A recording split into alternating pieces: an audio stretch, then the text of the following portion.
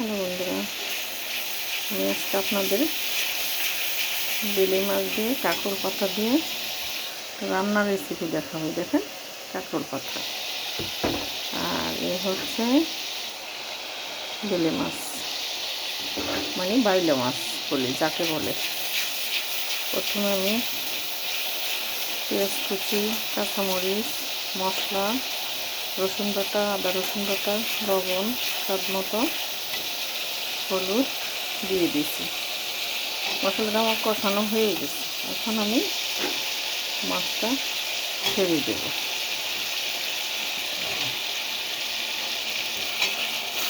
মাছটা ভালোভাবে কষাই নেব।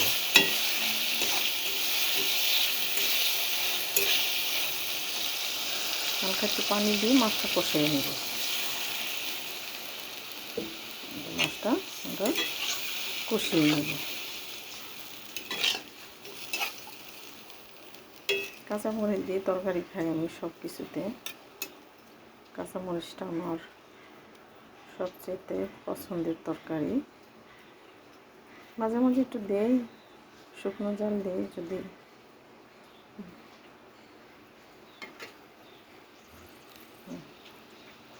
আমরা এখন কিছুক্ষণের জন্য ঢেকে দেব।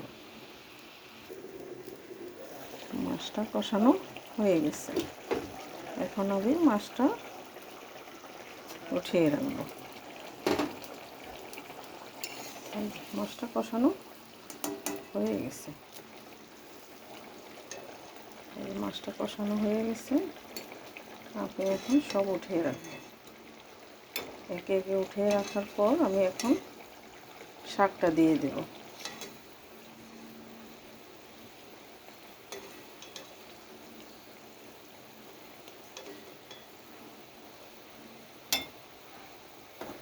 এই যে আমি শাকটা দিয়ে দেব।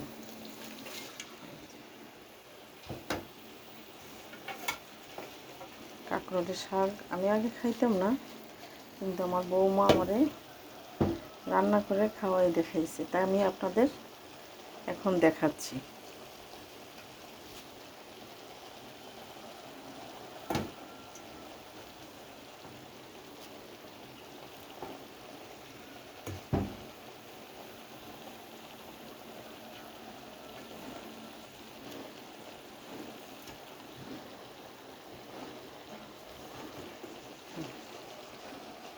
দেখেন, এখন কিছুক্ষণ নেড়ে চেড়ে ঢাকনা দিয়ে ঢেকে দেব অল্প সময়ের জন্য।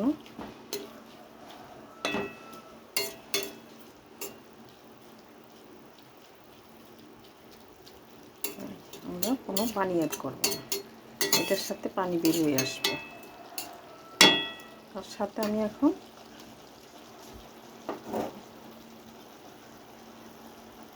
কোনো পানি অ্যাড করলাম না।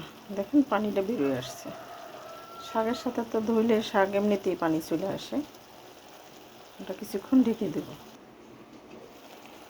এখন আমি এই মাছটি ঢেলে দেব। এখন বন্ধুরা কেমন হচ্ছে দেখেন দেখতে। বাসায় রান্না করে আপনারা অবশ্যই খাবেন। কাঁকরোল পাতা দিয়ে বেলে মাছের ঝোল। কিছুক্ষণ রেখে ঢাকনা দিয়ে আবার ঢেকে দেব। অল্প আঁচে দেব। এখন আমার মাছটা হয়ে গেল। এখন আমি নামিয়ে ফেলব।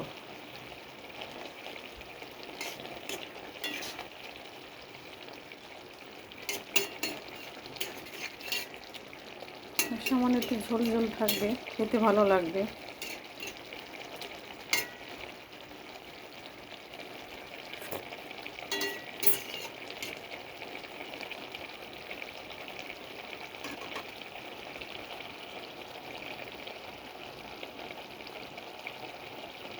আশা করি আপনারা বাসায় রান্না করে খাবেন। কাঁকরোলের পাতা দিয়ে বেলে মাছের তরকারি। আমি সামান্য একটু রাখবো, ঝোল রাখবো।